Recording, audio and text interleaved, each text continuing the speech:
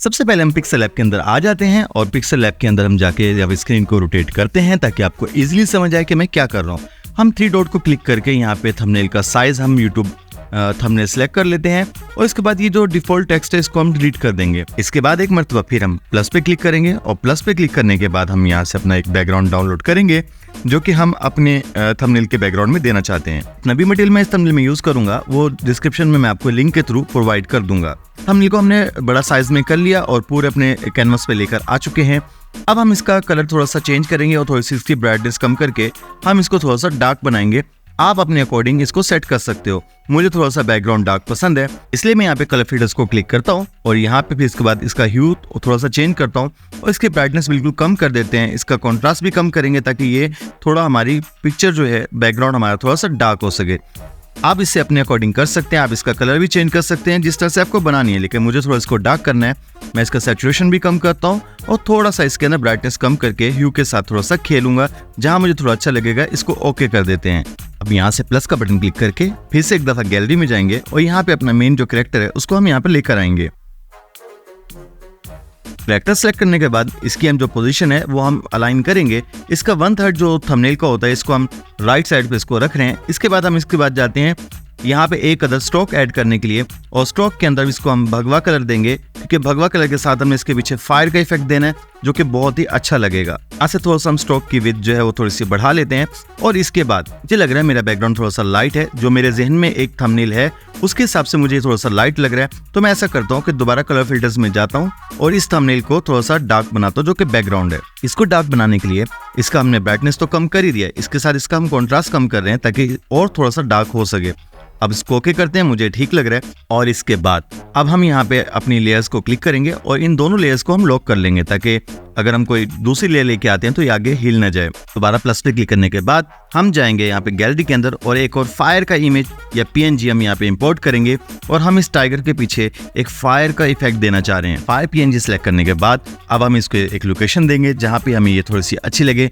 मैं इसको थोड़ा सा रोटेट करता हूँ और इसके बैकग्राउंड में सेट करने की ट्राई करता हूँ। इसको इसकी बॉडी शेप के हिसाब से इसको सिलेक्ट कर लेता हूँ और सिलेक्ट करने के बाद अब हम इसको दोबारा से लेयर्स पे क्लिक करते हैं और इस वाली लेयर को टाइगर की बैक साइड पे लेके जाएंगे ताकि इसका इफेक्ट बैक साइड पे आए। इस फायर को टाइगर के पीछे थोड़ा सा एडजस्ट करेंगे ताकि ये फायर टाइगर के पीछे बहुत प्यारी लगे और एक ऐसा इफेक्ट क्रिएट हो जैसे टाइगर के पीछे फायर का इफेक्ट आ रहा है या इसका पावर ब्लास्ट हो रहा है।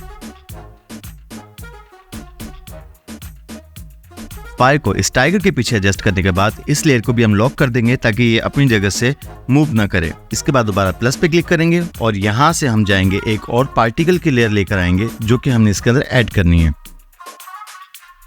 पार्टिकल की लेयर को हम यहाँ पे फुल कवर कर देते हैं और इसके बाद इसको हम थोड़ा सा ओपेसिटी कम कर लेंगे। ओपेसिटी कम करने के बाद इसको टाइगर की बैक साइड पे कर देंगे ताकि इसका थोड़ा सा इफेक्ट अच्छा लगे। इसकी ओपेसिटी 25-24 के बीच में रखने के बाद अब हम दोबारा लेयर को क्लिक करते हैं और इस लेयर को हम सिलेक्ट करके टाइगर की बैक साइड पे लेके जाते हैं ताकि ये एक अच्छा इफेक्ट क्रिएट करे और टाइगर की पिक्चर थोड़ी सी क्लियर आ सके। इसके बाद एक मरतबा फिर हम प्लस पे क्लिक करेंगे और इसके बाद एक और PNG को यहाँ पे इंपोर्ट कर लेते हैं। अब यहाँ पे पार्टिकल ग्लो की एक PNG यहाँ पे हमने सिलेक्ट कर लिया है और इसके बाद इसको फुल करने के बाद हम यहाँ पे कलर रिमूवर पे जाएंगे और यहाँ पे हम इसका कलर सिलेक्ट करेंगे। इसको इनेबल करते हैं, कलर पिको को क्लिक करते हैं और डार्क कैन के ब्लैक के ऊपर करके इसको ओके कर देंगे। तो ये सारा बैक जो कलर है वो हमारा यहाँ से डिलीट हो चुका है और प्योर कलर आ चुका है। अब जाएंगे कलर फिल्टर के अंदर और ह्यू के अंदर इसका कलर चेंज करके इसको हम थंबनेल के साथ मैच करेंगे। स्ट्रोक को क्लिक करेंगे और इसको एक स्ट्रोक देंगे भगवा कलर का जैसे कि हमने टाइगर को दिया था ताकि ये थोड़ा सा उसके साथ अच्छा लगे। इसको थोड़ा सा हम बढ़ा लेते हैं इसकी विड्थ को और इसके बाद हम इसको अब एक शेडो भी देंगे और शेडो के अंदर भी हम सेम वही भगवा कलर देंगे। इसका रेडियस बढ़ा लेते हैं और ऑफसेट में इसको थोड़ा सा हम और अच्छा कर देते हैं ताकि भगवा कलर हमारा थोड़ा सा वाज़े नजर आए। अब इसको हम थोड़ा सा टिल्टेड शिफ्ट दे देते हैं ताकि थोड़ा सा अच्छा लगे। अब ये करने के बाद हम दोबारा लेयर में जाएंगे और लेयर में जाके बोया को हम टाइगर के पीछे कर लेते हैं ताकि थोड़ा सा इस पे अच्छा इफेक्ट आए। लेकिन यहाँ पे एक थोड़ी सी मिस्टेक हो रही है, हमें जो ये फायर का इफेक्ट है ये थोड़ा सा विजिबल नहीं हो रहा। तो हम क्या करते हैं कि फायर के इफेक्ट को थोड़ा सा और ऊपर लेकर आते हैं बोया के ऊपर ताकि थोड़ा सा फायरी इफेक्ट आ सके। लेकिन ये क्या, फायर के इफेक्ट को ऊपर लाने के बाद ये तो बोया का ही काम खराब हो रहा है। तो हम एक दफा फिर से बोया को सिलेक्ट करते हैं और बोया को सिलेक्ट करने के बाद हम इसका साइज थोड़ा सा छोटा करके इसको एडजस्ट करते हैं ताकि बोया भी हमारा क्लियर नजर आए और फायर का इफेक्ट भी हमारा खराब ना हो।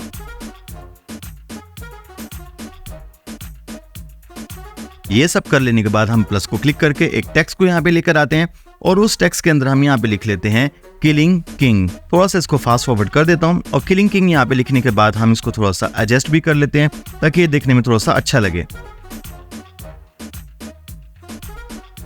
अब ये करने के बाद हम फॉन्ट्स को क्लिक करते हैं। फॉन्ट्स को क्लिक करने के बाद माई फॉन्ट्स में जाके मैंने कुछ फॉन्ट्स को इंस्टॉल किया हुआ है, उसको यहाँ पे हम ले आते हैं। और इन फॉन्ट्स के लिए मैं शुक्रिया अदा करता हूँ विकी भाई का। विकी भाई ने मुझे ये फॉन्ट्स सजेस्ट किए थे थंबनेल के लिए, तो थैंक यू सो मच भाई। और यहाँ से इसकी थोड़ी सी पैडिंग हम लेफ्ट और राइट पे थोड़ी बढ़ा देते हैं, क्योंकि अक्सर ही होता है कि फॉन्ट यहाँ पे आपको नए अगर जो इम्पोर्ट करते हैं, जो कि आप बाहर से इंस्टॉल करते हैं, तो उसके अंदर पैडिंग का इशू आता है। ये करने के बाद इसका साइज वगैरह को थोड़ा सा एडजस्ट कर लेते हैं ताकि ये थोड़ा सा हमारी थंबनेल के हिसाब से बहुत अच्छा लगे।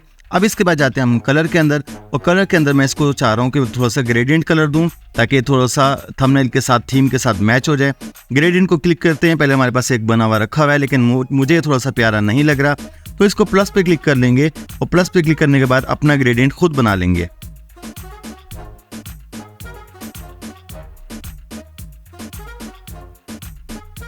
अब यहाँ से ग्रेडियंट की सेटिंग करने के बाद इसको ओके करते हैं। ओके करने के बाद इसको थोड़ा सा एडजस्ट कर लेते हैं, क्योंकि ये हमारा जो बोया है उसके बैनर के साथ थोड़ा सा रिजेंबल नहीं कर रहा था, तो इसके साइज को और थोड़ा सा इसकी जो अलाइनमेंट है इसको एडजस्ट कर लेते हैं। और एडजस्ट करने के बाद जैसे हमें ओके लगता है तो इसको हम ओके कर देंगे। अब यहाँ से ओके करने के बाद दोबारा जाते हैं आप स्ट्रोक के अंदर और इसको स्ट्रोक अलग अलग देके चेक करते हैं कि किस में थोड़ा सा और ज़्यादा इनहेंस होता है। तो इसको हम यहाँ पे सबसे पहले वाइट देते हैं, तो ये बहुत ही अजीब सा लग रहा है, ब्लैक करके देखते हैं। तो इसके बाद इसको हम ओके कर देते हैं और अब इसके बाद हम यहाँ पे स्टाइल में जाते हैं और स्टाइल में जाने के बाद इसको हम इटैलिक कर देते हैं, क्योंकि नीचे बोया जो है वो भी इटैलिक है, तो इसको भी इटैलिक कर लेते हैं। इटैलिक करने के बाद अब हम थोड़ा सा इसको स्क्रॉल करते हैं और टेक्स्ट को 3D कर देते हैं। अब इसको 3D करने के बाद इसकी थोड़ी सी डेप्थ को हम थोड़ा सा कम करेंगे और इसकी डार्कनेस को थोड़ा सा एडजस्ट करके चेक करेंगे। जहाँ पे हमें ये थोड़ा सा अच्छा लगता है वहाँ पे इसको सिलेक्ट कर लेंगे। तो सेटिंग्स मैं कर रहा हूँ, जरूरी नहीं कि आप भी ये अप्लाई करें। हो सकता है आपकी थीम्स आपके कलर के हिसाब से थोड़ी सी सेटिंग अलग लगे। मुझे थोड़ी सी डार्क थीम की सेटिंग्स थोड़ी अच्छी लगती हैं, माइट भी पॉसिबल आपको थोड़ी सी लाइट सेटिंग्स अच्छी लगती हो, तो ये डिपेंड करता है अपनी अपनी चॉइसेस पे। मैं जब भी कोई थंबनेल बनाता हूँ तो मैं उसके अंदर कलर की हमेशा जो है एडजस्टमेंट करता रहता हूँ, एक्सपेरिमेंट करता हूँ, अलग अलग किस्म के जो ज़्यादा अच्छा लगता है उसको मैं सिलेक्ट कर लेता हूँ। तो आप भी इसको अपने अकॉर्डिंगली सेट कर सकते हैं। ज़रूरी नहीं है कि जो सेटिंग्स मैं फॉलो कर रहा हूँ एज इट इज़ आप उसको फॉलो करें। ये सब कर लेने के बाद इसको ओके करते हैं। ओके करने के बाद इस टेक्स्ट को एक दफ़ा कॉपी कर लेते हैं ताकि हमें दोबारा से मेहनत न करनी पड़े। और इसके बाद यहाँ पर इस दफ़ा हम चेंज करके यहाँ पे शेर खान, ये टाइगर, जो भी हमें सही लगेगा वो हम यहाँ पे लिख देंगे। लेकिन यहाँ पे टाइगर मुझे थोड़ा सा सही नहीं लग रहा, तो मैं इसको दोबारा एडिट करके यहाँ पे इसकी जगह शेर खान लिखना पसंद करूँगा।